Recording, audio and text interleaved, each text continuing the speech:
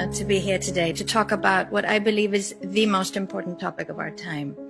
The title of my talk, Transhumanism, the Endgame, probably gives away my take on the matter.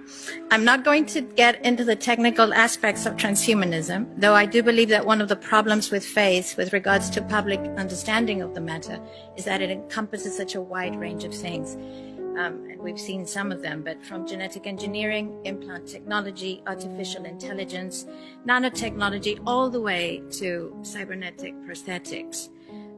Although all of these things fall under the transhumanist label, I think there's a very important distinction to be made between technology that seeks to assist people with a disability in order to regain a normal quality of life, and technology that seeks to transform us entirely.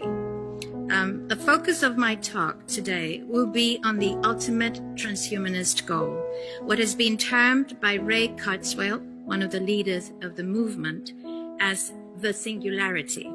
In his book titled The Singularity is Near, When Humans Transcend Biology, he writes, "There will be no distinction post-singularity between human and machine, or between physical and virtual reality."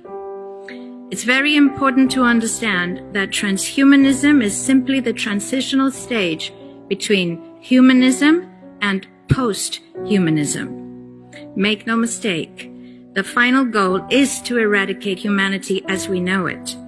Once you understand the final destination, it becomes much easier to look back and identify the psychological conditioning, the biological tampering, the cultural grooming, and the educational prepping that we have been subjected to for decades in preparation to making us accept a post-human future.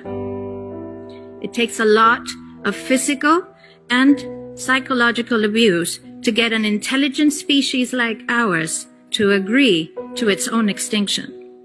Most, if not all, that has transcended in the last 60 years was designed to get us closer to accepting such a dystopian reality.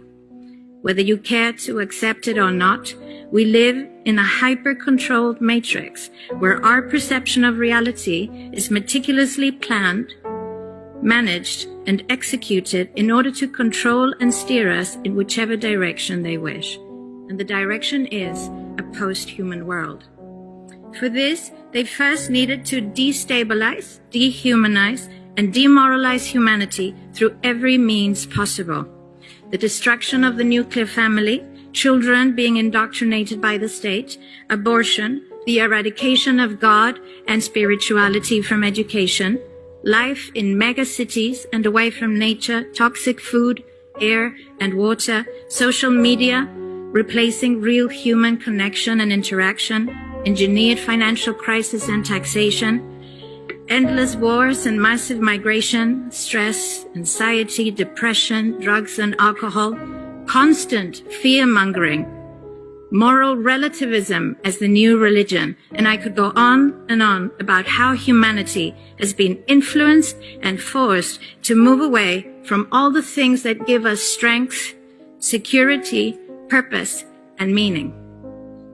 A weak, immoral, disconnected, ignorant, and unhealthy population is an easy target for the next stage, the creation of an entire generation of androgynous beings.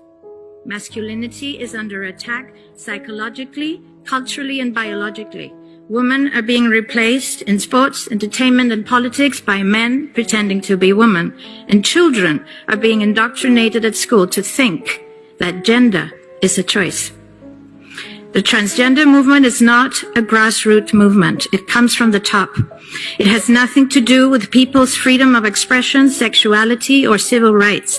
It's an evil psyop with a clear agenda to get us closer to transhumanism by making us question the most fundamental notion of human identity, our gender.